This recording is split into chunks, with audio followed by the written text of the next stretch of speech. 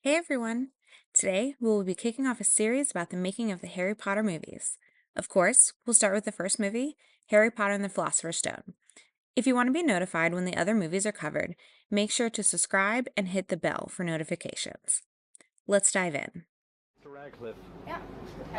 Wow. Heyday Films, a newly founded production company, requested a copy of the book before it was even released.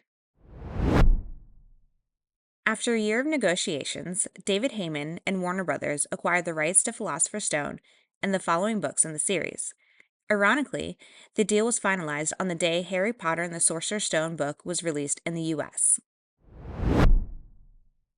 Filming began on September 29, 2000, and the first scene shot was the final scene of the movie.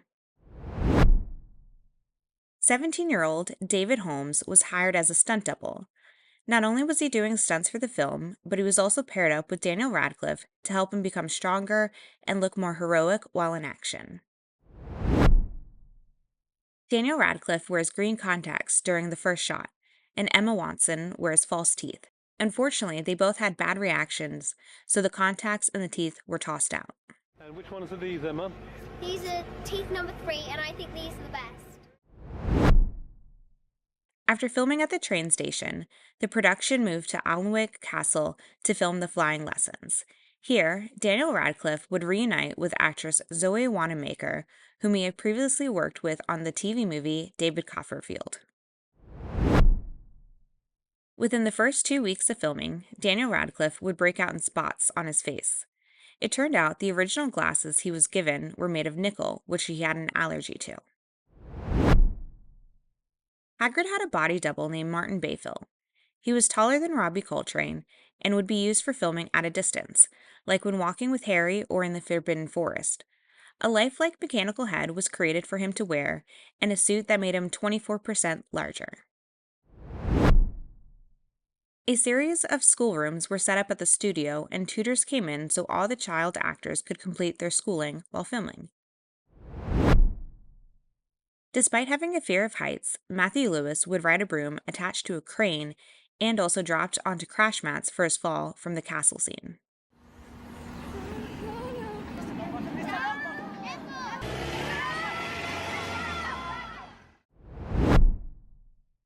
The interior scenes of Gringotts were filmed in the Australia House, a government building in London. Griphook was initially played by Vern Troyer, while being voiced by Warwick Davis. Later in Deathly Hallows, Davis takes on the role alone. The scenes at platform 9 3/4 were actually filmed between platforms 4 and 5 at King's Cross Station. Initially, the floating candles in the Great Hall were done practically, hanging from wires. After one of the wires snapped from the heat, they were all changed to be done digitally. Fluffy, the three-headed dog, was part CGI, part practical effects. A giant paw was created for the trio to physically push off the trap door, and Ron had drool all over his shirt. If I may, can I just move over? Only because I've got to get rid of this silk above us. Come on, So Dan. we all go the other end of the platform. Dan, Dan. please. When the trio gets wrapped up in Devil's Snare, this was actually the film being played backwards. They were first wrapped up, and puppeteers would slowly pull off the vines. In reverse, it appears as though the Devil's Snare is alive and entangling them. Steven Spielberg was the first director to be given the script. After a few meetings with the HP team, he decided to pass and continue his work on another project. Chris Columbus wanted to have the last available meeting with the HP team. In the 20 days before his meeting, he would rewrite the whole script as an exercise to better understand the material. Daniel Radcliffe's parents initially didn't want him to audition for the role of Harry Potter. It wasn't until one day they randomly ran into the producer and scriptwriter for HP. They were attending a play, and Heyman and Cloves sat right in front of them. They saw this as a sign that letting their son try out would be okay. Daniel Radcliffe and Rupert Grint were having too much fun and couldn't stop giggling while filming the scenes on the Hogwarts Express. Chris Columbus would step in to help. While Grint was being filmed, he would step in for Harry, and when Radcliffe was filmed, he would read for Ron. The final scene we get in the movies is a combination of all three.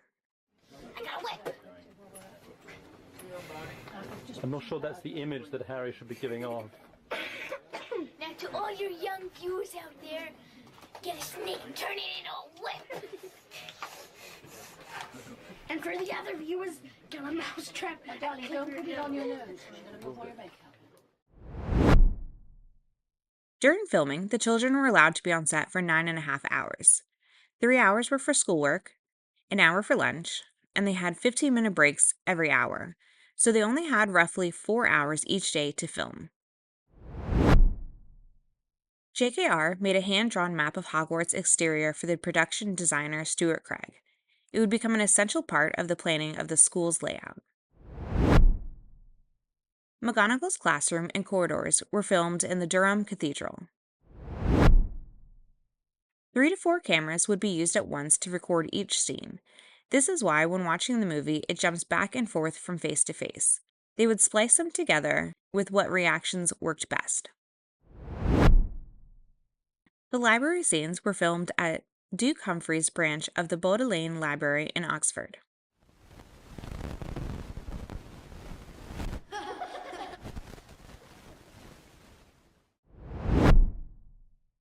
The hospital wing was also filmed in the Bodleian Library, but in the Divinity School building.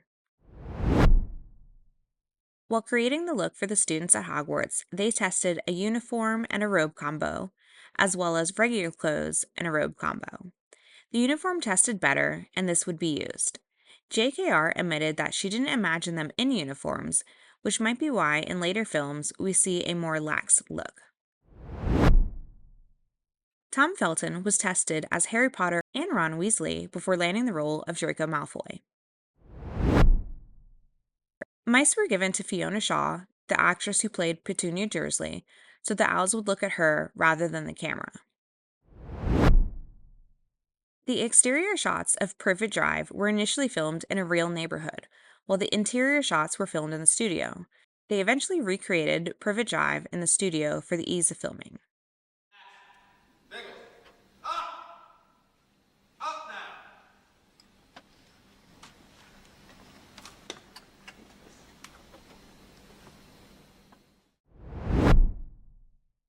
A group of triplets were cast to play the baby version of Harry Potter. JKR was asked if she wanted to play Lily Potter, but she turned down the role. Real food was used in the feast in the Great Hall. 4 mobile kitchens were set up on set. Filming was done over several days, and despite the fact that they would swap out the food, it still began to smell spoiled on set. Real desserts or food models would be used in later films.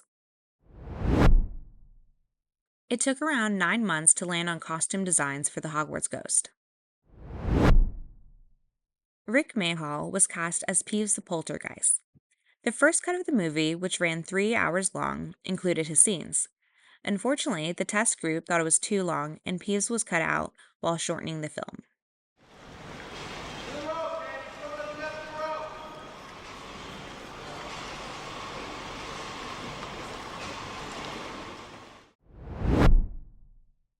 Chris Columbus's daughter would be cast in the role of Susan Bones.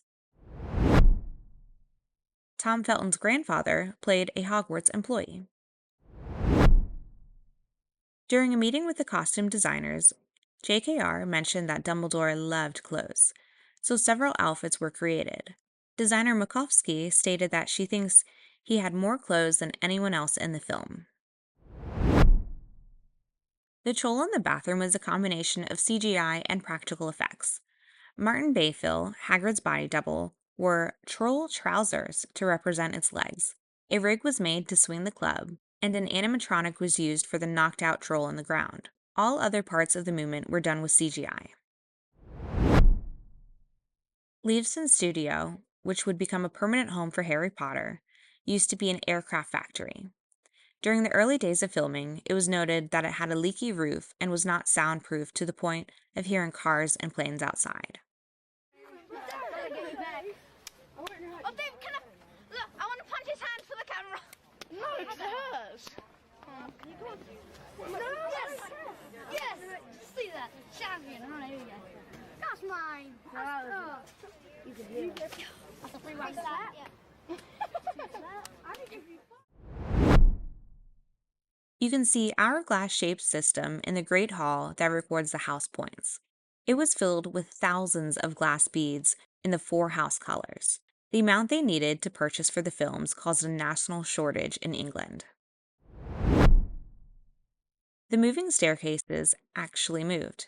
Connected with hydraulics, a single staircase would swing to the side. A green screen would be placed above and below the stairs, and footage of detailed miniature sets would be combined to get the grand staircase we see on screen. 10 artists painted an estimated 200 portraits to be displayed within Hogwarts. The Forbidden Forest scenes were created with a combination of filming in the Black Park in Buckinghamshire and a set built on the studio lot. Gizmo, the main owl used for Hedwig, trained for roughly 6 months for its scene in the Great Hall when he delivers the Nimbus 2000 to Harry. A lightweight broom package weighing less than most owls' prey was attached to his talons and would be mechanically released when he reached Harry.